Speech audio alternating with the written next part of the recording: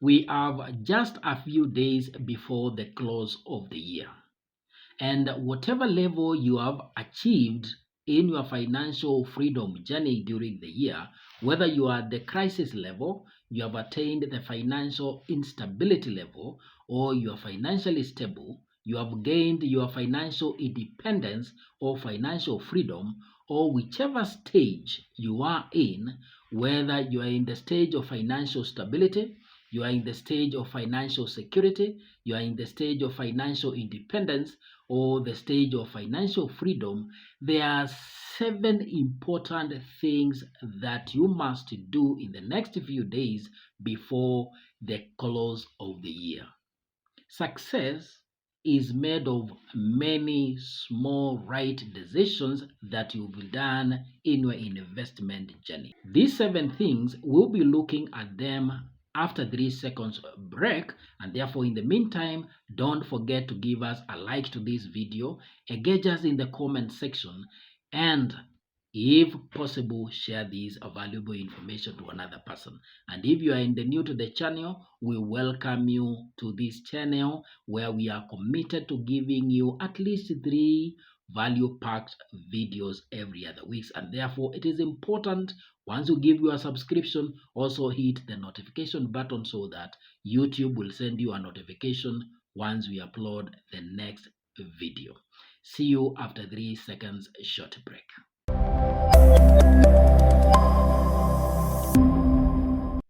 Welcome to the 7 things that you must do in the next few days before the close of this period, because they are important and they are going to shape our success, because they form part of the many small things that when we do right, they shape our success.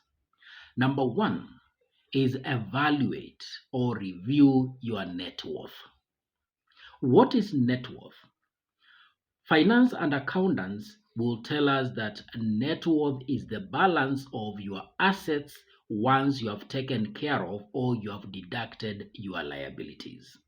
That is to say, your list of assets or your assets will be generated potentially by what you contribute towards building them and what you might be using from other people. What comes from other people, or the portion of financing of your assets that is related to other persons, that is what we call liabilities. So the total assets, once you deduct the liabilities, that gives you your net worth. There are 2 important types of net worth that you must consider at this stage. And one is the expected net worth.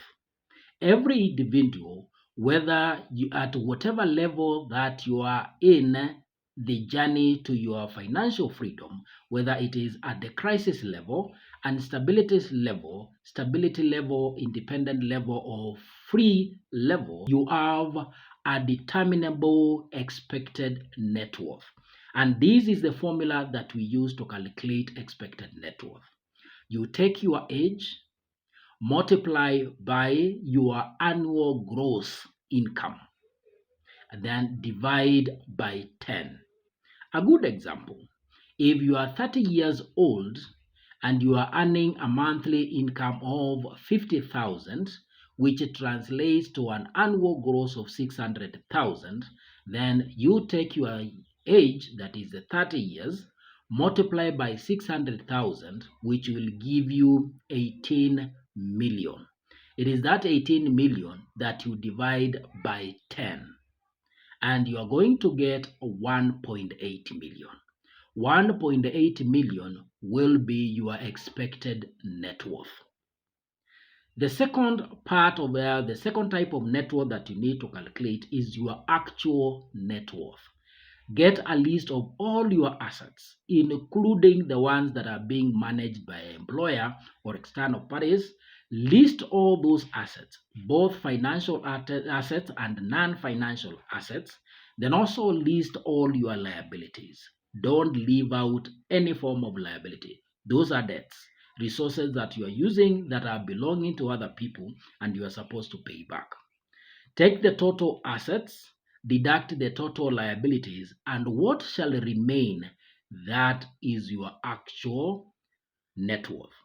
The reason for having those two values, the expected net worth and the actual net worth, we want to determine the difference or the variation and consider how much you are supposed to be investing in addition to the normals as what we shall be calling catch up savings or catch up investment in order to match your actual net worth to expected net worth.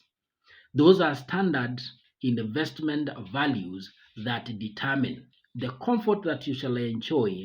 At that point, you'll be enjoying your financial freedom, which I always have said in the previous videos, that is on retirement.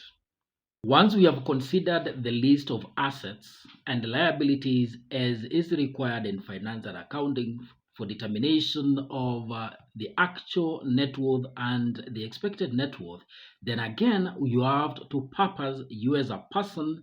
You are one of the greatest assets in your net worth.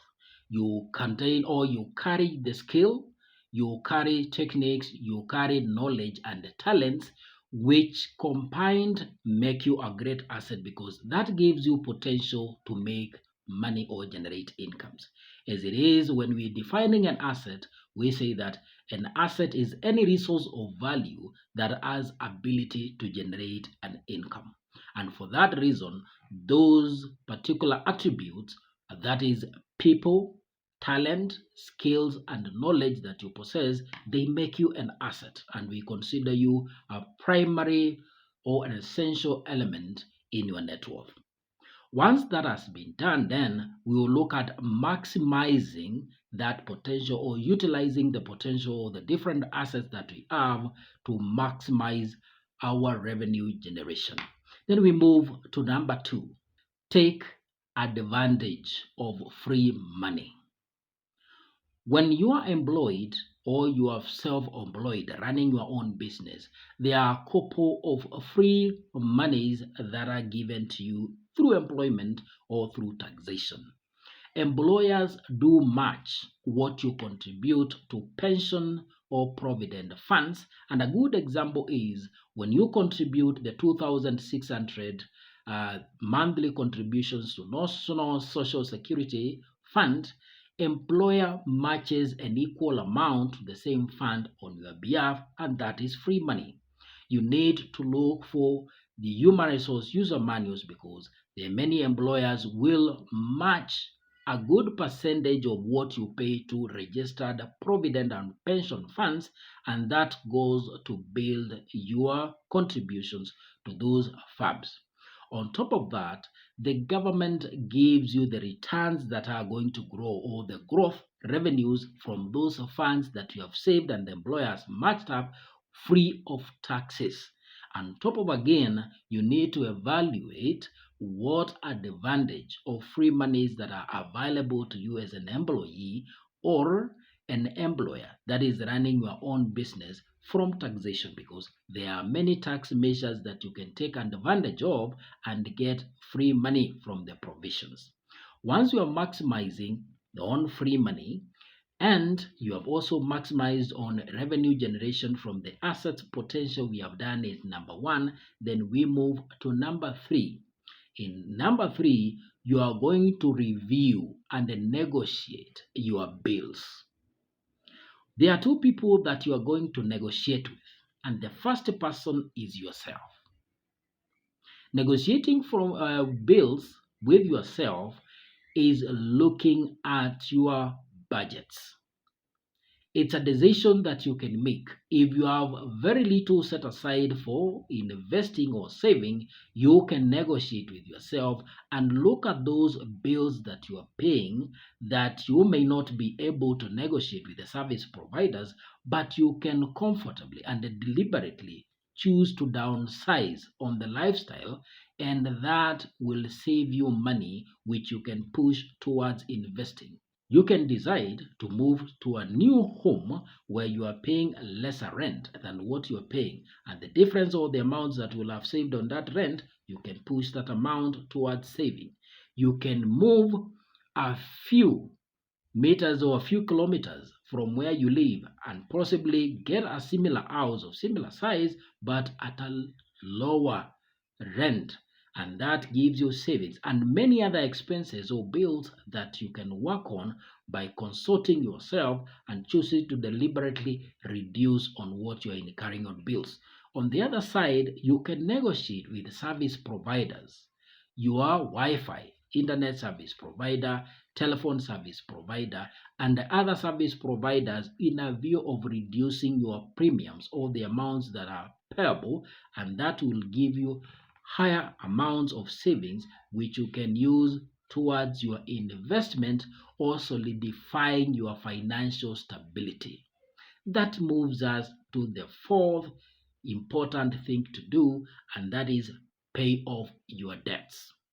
In number one, we have looked at your net worth, which considers your assets and your revenue generation potential.